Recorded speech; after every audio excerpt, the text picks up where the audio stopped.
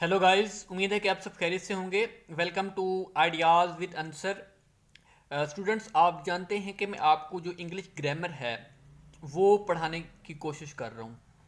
इसके तकरीबन 3 लेक्चर जो हैं वो मैं डिलीवर कर चुका हूँ ऑलरेडी। अगर आपने वो लेक्चर्स नहीं देखे, क्योंकि ये बेसिस हैं जो आगे आ रहे हैं लेक्चर्स, अगर आप पीछे नहीं देखेंगे तो आपको आगे कुछ समझ नहीं आएगा। तो वो लेक्चर्स जो मैं आपको ऑलरेडी 3 डिलीवर कर चुका हूँ, उनके जो लिंक्स हैं वो मैं डिस्क्रिप्शन में दे दूँगा। आप इजीली जाके जो है वहाँ से देख सकते हैं। तो आज का हमारा लेक्चर है लेक्चर नंबर 4, जिसमें हम डिस्कस करने जा रहे हैं the phrase and the clause, कि फ्रेजेस क्या होती हैं और क्लॉजेस क्या होती हैं। इनकी डिफरेंट काइंड्स भी हैं जिनको हम बाद में डिस्कस करेंगे।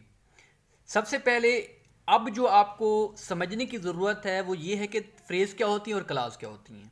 इन दोनों के दरमियान आपको डिफरेंस का पता होना चाहिए कि फ्रेज़, अगर कोई भी सेंटेंस आ जाता है तो आप उसको रिकॉग्नाइज करने के काबिल हो जाएं कि आया कि ये फ्रेज़ है, वेदर इट इज़ फ्रेज़ और clause.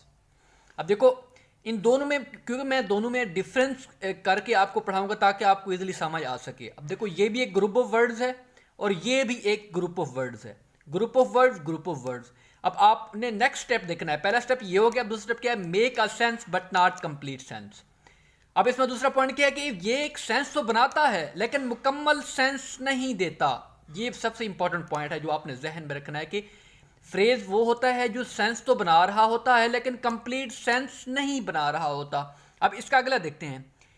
Forms a part of sentence, means कि सेंटेंस एक बड़ी चीज है, उसका एक एक पार्ट होता है। मीन्स कि जो क्लॉज होता है ना, वो सेंटेंस का एक पार्ट होता है, उसका एक पार्ट बना रहा होता है। इसका जो तीसरा कंपोनेंट है वो है subject plus predicate, means the combination of subject and the predicate is noun as clause. This is the most important thing here, the subject and the predicate, the combination of both subject and predicate is known as the clause. अब ये जो चीज़ें हैं, ये तीन, इधर से 3 component है, इसके 2 कंपोनेंट हैं। अगर जो सेंटेंस का पार्ट जो है ना, ये दो दो जो इधर कैटेगरीज हैं, जो 2 पॉइंट्स हैं, अगर वो ये 2 क्लियर कर रहा होगा तो वो कौन क्या होगा? तो फ्रेज होगा। अगर ये 3 पॉइंट्स क्लियर हो रहे होंगे तो वो क्या होगा? वो क्लॉज होगा।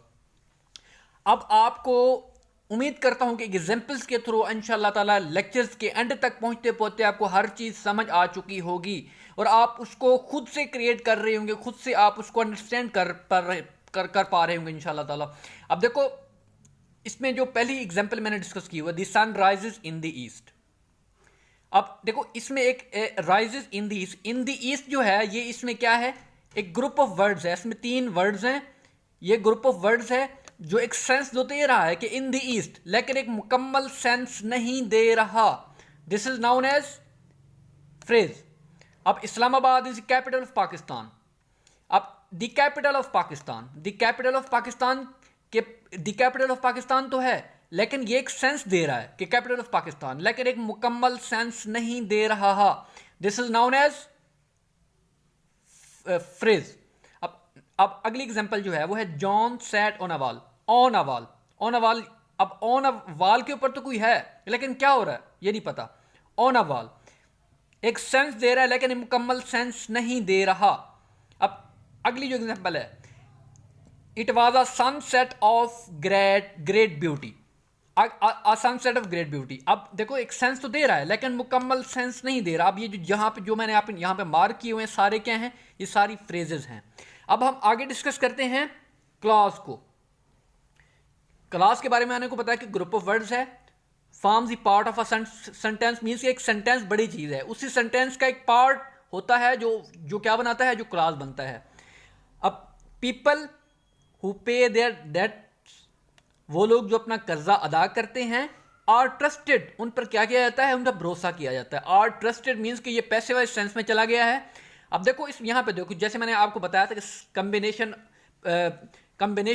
Combination of subject plus predicate is noun as the clause. अब देखो, यहाँ पे ये सब्जेक्ट है, क्योंकि सब्जेक्ट या तो नाउन होता है या कोई प्रोनाउन होता है। अब देखो, ये हु क्या है? ये एक प्रोनाउन है। एक प्रोनाउन है, मीन्स प्रोनाउन वो होता है जो नाउन की जगह इस्तेमाल किया जाता है, उसे हम इससे, ये एक रिलेटिव प्रोनाउन है, क्योंकि प्रोनाउंस के डिफरेंट काइंड्स हैं। उनमें से जो काइंड्स है हु, ये एक रिलेटिव प्रोनाउन कंसीडर किया जाता है। अब देखो प्रोनाउन है, अब देखो सब्जेक्ट एज अब देखो सब्जेक्ट प्रोनाउन जो है एज सब्जेक्ट के तौर पर इस्तेमाल हो रहा है। Subject the combination of plus, अब देखो यहाँ पे प्लस लगा दूं, पे देयर डेब्ट आर ट्रस्टेड। अब देखो ये क्या है, ये क्या है, एक प्रेडिकेट है। ये क्या है, देखो पे। अब मैंने आपको पहले बताया था कि अगर आपने प्रेडिकेट और जो सब्जेक्ट है उसका अगर लेक्चर आपने नहीं देखा तो लेक्चर नंबर 3 है सॉरी, आप जो उसका लिंक मैं नीचे दे दूंगा, आप वहां से उससे आपका जो कंसेप्ट है प्रेडिकेट और सब्जेक्ट का वो क्लियर हो जाएगा। आप उस वीडियो में आप देख सकते हैं। अब अगली जो एग्जांपल है, we can not start while. अब देखो वाइल जो है यहाँ पे इस्तेमाल हो रहा है as a subject. It is raining, अब ये क्या है, ये एक प्रेडिकेट है। Combination of subject plus predicate is noun as the clause. इसकी जो अगली एग्जांपल है हमारी वो है, I think that you have made a mistake. मेरे ख्याल में आपने गलती कर दी है। मेरे ख्याल में आपने गलती। अब देखो दैट क्या है, एक रिलेटिव प्रोनाउन है। मैं आपको ऑलरेडी बता चुका हूं कि प्रोनाउन एज अ सब्जेक्ट इस्तेमाल हो रहा है, और आगे क्या है, उसके आगे प्रेडिकेट है। Subject plus predicate, this both are forming, क्या बना रहे हैं वो दोनों, ये द क्लॉज बना रहे हैं। अब मैंने आपको फ्रेज के बारे में बताया, उसके बाद मैंने क्लॉज के बारे में बताया। फ्रेज के बारे में मैंने आपको ये बताया कि ग्रुप ऑफ वर्ड्स होता है, ये सेंस तो दे रहा होता है लेकिन मुकम्मल सेंस नहीं दे रहा होता। अब देखो ये ग्रुप ऑफ वर्ड्स हैं, ये सेंस दे रहे हैं लेकिन मुकम्मल सेंस नहीं दे रहे। मैंने आपको यहाँ भी बताया कि ये भी ग्रुप ऑफ वर्ड्स होता है, ये पार्ट्स ऑफ सेंटेंस होता है।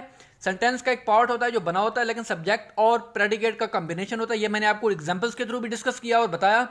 अब मैं आपकी एक डिस्टिंक्शन यहाँ पे बताना चाहता हूँ, he has a chain of gold. अब देखो a chain of gold, a chain of gold जो है, आ चेन ऑफ गोल्ड, ये एक प्रेडिकेट है, सॉरी ये एक जो है ना ये फ्रेज है, सॉरी ये फ्रेज है। अब ही हैज़ अ चेन विच, अब देखो यहाँ पे विच आ गया, ये एक रिलेटिव प्रोनाउन है। अब देखो प्रोनाउन एज अ सब्जेक्ट इस्तेमाल हो रहा है, subject plus predicate combination noun as the phrase, sorry the clause. अब is made of gold, which is made of gold. अब इज मेड ऑफ गोल्ड क्या है, एक प्रेडिकेट है। अब the combination of subject plus predicate is noun as the clause.